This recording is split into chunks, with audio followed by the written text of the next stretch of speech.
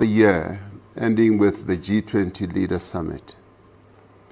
When we launched the G20 presidency a year ago to host a series of successful G20 meetings throughout the year, ending with the G20 Leader Summit.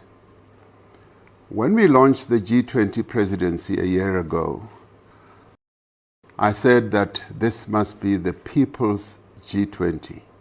The people of South Africa must own and embrace this G20.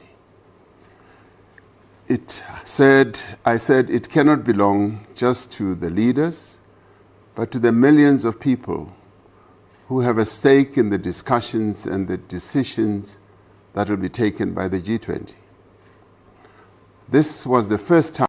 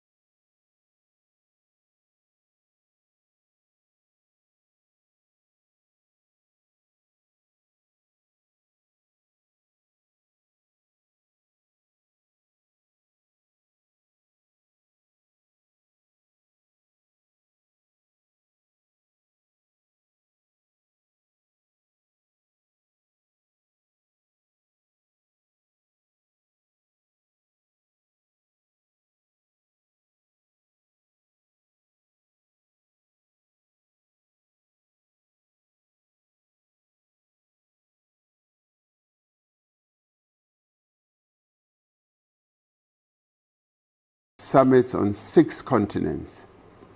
I've never experienced warmth like this. A Japanese delegate had this to say: "Your security guards smile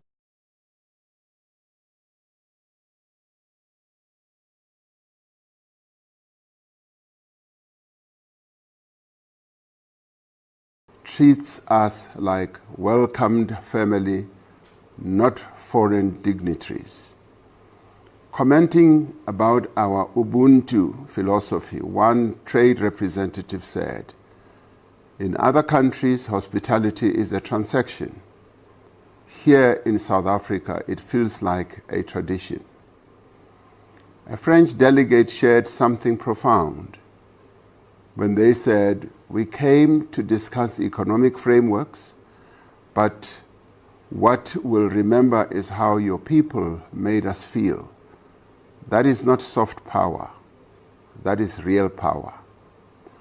Dr. Ebel concludes by saying, "This weekend, the world's most powerful people aren't talking about our GDP or our credit ratings. They are talking about our people. And that's a currency no economy can print." World leaders, diplomats, delegates, and observers have been sharing their own impressions online as well. The Prime Minister of India, Narendra Modi, said, "Thanks to the wonderful people of South Africa and the government of South Africa for organizing the summit."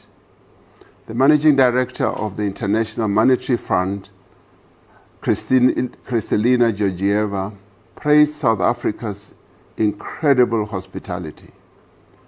Germany's Chancellor Friedrich Merz posted, "In a difficult international environment, it is important to preserve the G20 as a forum for global coordination and to firmly integrate Africa. Thank you for your hospitality and ambitious presidency in these turbulent times."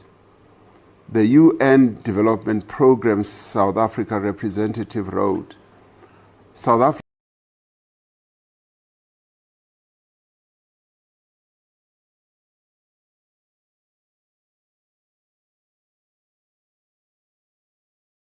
Africa delivered a G20 that showed the world what African leadership looks like: dignified, strategic, and people-centered. A young global leader from Kenya wrote, "No matter the language, Ubuntu is understood." South Africa brought that spirit to the G20, and the world felt it. This is what I'd like to thank the people of South Africa for showing up for your country, for standing by your country, for showing time and again that no matter what difficulties we face, when it comes down to it, we remain proudly South African. And once again, as your president, I say thank you. Over the past year, our country has hosted tens of thousands of delegates in more than 130 meetings in every part of our country, from Gqeberha to George, Cape Town to eThekwini, Hoedspruit to Polokwane. We've also held meetings in other cities on the African continent and beyond our shores related to our G20 presidency. Drawing from Brazil's G20 presidency last year, we convened the G20 Social Summit to advance the voice of civil society and ordinary people. The Social Summit, which was attended by more than 5,000 people from around the world, was an exceptional celebration of the diversity and vibrancy of global civil society. I know some of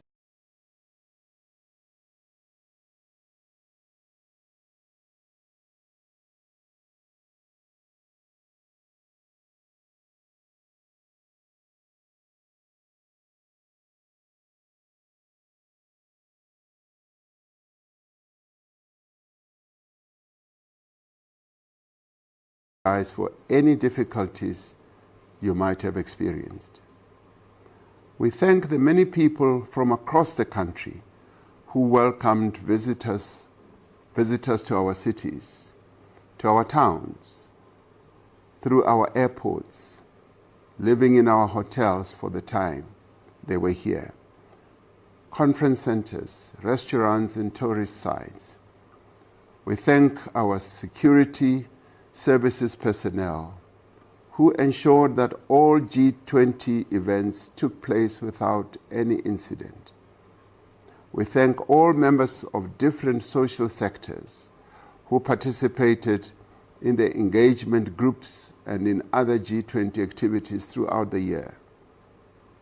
We thank the business people who participated in the G20 business forums and the B20 for bringing together businesses from other countries to focus and discuss our own economy.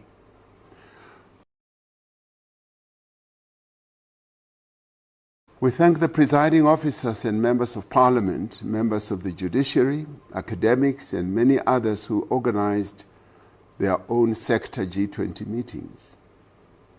We also thank our media for keeping our people informed about the G20 processes that were unfolding all over the country. We thank our premiers for having been such welcoming hosts. We thank our mayors, our councillors, and municipal workers who worked so hard to prepare our host cities and towns for the arrival of our visitors, particularly in Johannesburg, which hosted the Leaders' Summit.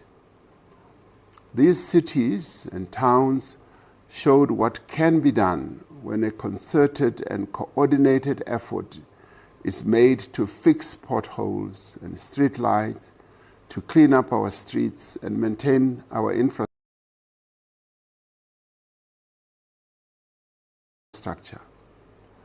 This must continue past the G20 and must be expanded to areas of our towns and cities that have been neglected. This is the time to improve service delivery. We thank our Deputy President, our ministers and deputy ministers our G20 Sherpas, and government officials who guided the deliberations with wisdom and purpose. They did considerable work to prepare the drafting of the declaration that was adopted. Most importantly, I wish to thank each and every South African for contributing to this great success and for showing the world the strength of our values, the generosity of our people, and the power of what we can achieve when we work together. The impact of South Africa's G20 extends beyond the warm welcome and the memorable experiences of our visitors. From the outset, we placed Africa's growth and development at the heart of the G20's agenda. We undertook this responsibility at a time when the world is facing complex challenges, from wars and conflicts to rising inequality and the urgent threat of climate change. These challenges cause hardship and suffering across the world. They contribute to slower growth, weak investment, and economic stability. These challenges affect many countries, especially in the global south. Here in South Africa, our people are confronted each day with poverty, unemployment, and the high cost of living, which are made worse by poor service delivery in many areas of our country. It is therefore essential that we work together so that we can attract investment, promote inclusive growth, and create jobs. Through the work we are doing together, we are beginning to see the green shoots of an emerging economic recovery. Unemployment is falling and has been recorded as such in recent months. Our public finances are improving, allowing us to steadily reduce our national debt. We have recently seen a sovereign credit rating upgrade. This progress was recognized in a recent speech by a prominent South African business leader, Mr. Eddie Enthoven, who said that after a decade of decline, South Africa has turned the corner. He said our economic trajectory is positive and improving.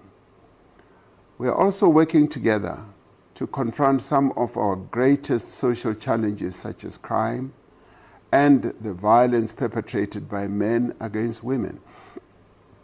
Just over a week ago, we classified gender-based violence and femicide as a national disaster. This classification should provide us with a broader range of measures to intensify our shared effort to end this scourge and pandemic. While some thought to create division and polarization between nations, we used our G20 presidency to reinforce our shared humanity. We fostered collaboration and goodwill. We affirmed that our shared goals outweigh our differences. The leaders' declaration adopted at the summit is a clear demonstration that the spirit of multilateral cooperation is alive and strong. The adopted declaration reinforces the importance of the G20 as the premier forum for international economic cooperation and its continued relevance in the face of a rapidly changing global environment. This is particularly important as the G20 represents approximately 85% of the world's GDP, more than 75% of world trade, and also represents around 2/3 of the world's population. We have ensured that this G20 is inclusive and reflects the strength in our diversity. Working with leaders of the G20 countries, we were able to find agreement on actions that will improve the lives of people of South Africa, as they will improve the lives of people of Africa and the world at large. We found agreement on some of the issues that hold back the growth and development of our country and our continent. One of these issues is the national debt that many countries are burdened with. Many countries, especially in Africa, spend more on debt repayments than they do on health and education or infrastructure.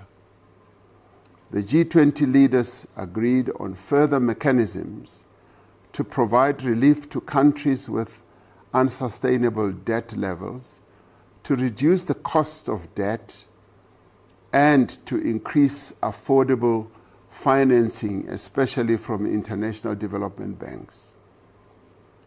The G20 leaders recognize that climate change is having the greatest effect on those countries and communities that are most vulnerable. They agreed on increased funding and support for countries to prevent disasters and to rebuild in the wake of devastating climate disasters. There was agreement on increased funding for climate action. This is particularly important for countries like ours as we undertake a just energy transition to a low-carbon economy in a manner that protects workers, businesses, and communities. The G20 leaders also agreed that the critical minerals that the world needs should benefit those countries and communities where those minerals are found and extracted. There was agreement that countries like South Africa should be able to process and beneficiate the minerals they mine before selling them to other countries as finished products. This will create jobs for our people. The agreements reflected in the G20 leaders' declaration are just the beginning. We will continue to advocate for global progress on these and other priorities, building on the foundation laid during our G20 presidency. We will work to advocate and to fight for a more equal world. South Africa commissioned the work of the G20 Extraordinary Committee on Global Inequality that was led by Professor Joseph Stiglitz, which produced the first G20 report on global inequality. The report sets out a clear set of recommendations to address this global challenge. We agreed that we will work with other willing countries to support the establishment of an international panel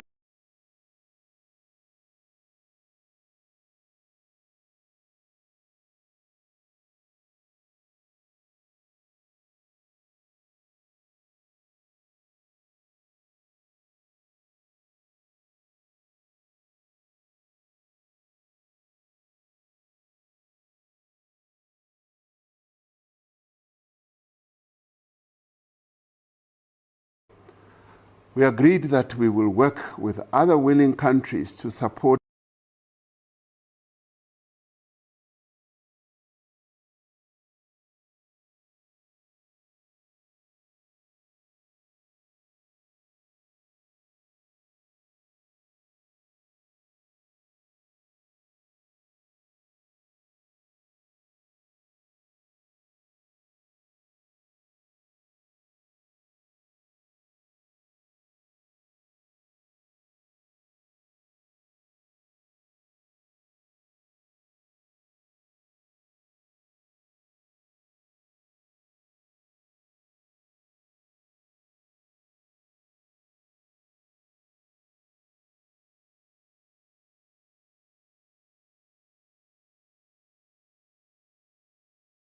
will work with other willing countries to support the establishment of an international panel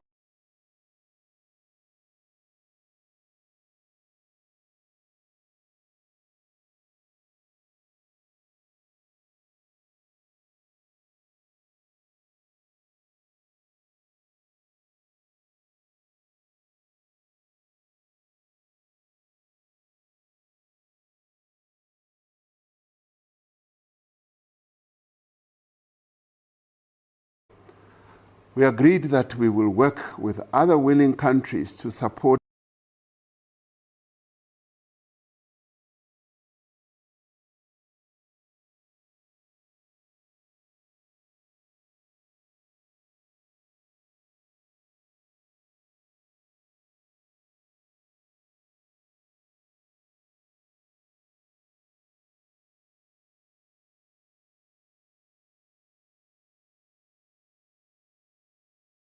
we will be better able to grow our economy and to create jobs for our people.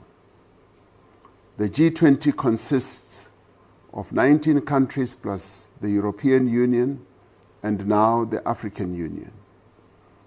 As the G20 presidency, South Africa invited 16 guest countries to participate in the G20 discussions, including especially a number of African countries and Africa's regional economic communities and financial institutions. All G20 members attended all the G20 related meetings throughout the year, except for one member country. It is regrettable that the United States of America, which is a founding member of the G20 and which takes over the presidency of the G20 from South Africa in 2026, chose not to participate in the G20 Leaders Summit and the final meetings leading up to that summit. It is even more unfortunate that the reasons the United States gave for its non-participation were based on baseless and false allegations that South Africa is perpetrating genocide against Afrikaners and the confiscation of land from white people. This is blatant misinformation about our country. We were most pleased that many organizations, businesses, and individuals from the United States participated in large numbers in G20-related activities, such as the Business 20 Summit and the G20 Social Summit. South Africa valued their constructive and enthusiastic participation. Earlier this week, we formally handed over the G20 presidency for 2026 to the United States, observing the appropriate diplomatic protocols. A few days ago, President Donald Trump made a statement to the effect that South Africa would not be invited to participate in the G20 in the United States. He repeated untrue statements about genocide against Afrikaners and the confiscation of land from white people in our country. We must make it clear that South Africa is one of the founding members of the G20, and South Africa is therefore a member of the G20 in its own name and right. We will continue to participate as a full, active, and constructive member of the G20. Despite the challenges and misunderstandings that have arisen between South Africa and the United States, South Africa remains a firm and an unwavering friend of the American people. We recall the great solidarity movement in the United States that stood by our side in our struggle for democracy and freedom. We recall how the Bill of Rights in the United States Constitution inspired us as we wrote our own Constitution. We offer the people of the United States nothing but goodwill and friendship. We affirm our commitment to continue to engage in dialogue with the United States government and to do so with respect and with dignity as equal sovereign countries. We value the United States government and its people as a partner. We have common interests, common values, and a shared wish to advance the prosperity and well-being of the people of both of our countries.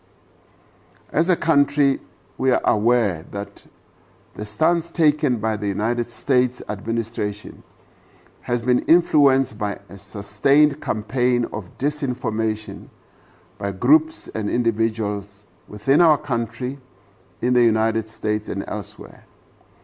These people who are spreading disinformation are endangering and undermining South Africa's national interests, destroying South African jobs, and weakening our country's relations with one of our most important partners. We must remind these people that South Africa is a constitutional democracy with a Bill of Rights that guarantees equality under the law. We have an independent judiciary able to uphold our constitution and defend the rights of all South Africans. We are a country that has a tradition of dialogue, that has an enduring ability to come together to confront the challenges that we face. South African problems must be solved by South Africans themselves. We have now embarked upon a national dialogue where all South Africans from all walks of life, of all races and creeds, are invited to forge a new future for our country. We have determined, in the tradition of Nelson Mandela and other great leaders that have helped to build our nation, that no one must be excluded. Every voice and every perspective must be heard. And as we invite people to participate, we also invite those who are spreading misinformation about our country to bring their concerns and their solutions to the national dialogue. We must never allow others to try to redefine our country and cause divisions amongst us or dictate who we are as a nation. We know who we are. We are South Africans. We are defined by our ability to work together and to find solutions to problems that beset our country. We live together, work together, learn together, laugh together, even play together. We also pray together as we did today during the National Day of Prayer. We also mourn together. We celebrate together and face our challenges together. In the best and worst of times, we have stood together.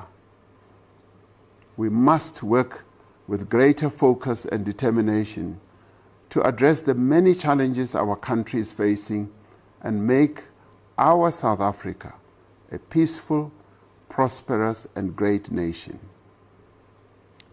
And as our sportsmen and women have taught us, we are stronger together, always. Lastly, thank you once again for coming together as South Africans to host a very successful G20. You made us proud. Nkosi sikelela iAfrika, Morena, ubuluke sichaba sa Yesu. God CN South Africa. God bless South Africa. Mudzimu pathuchedze Africa chipembe. Hosi katekisa Africa.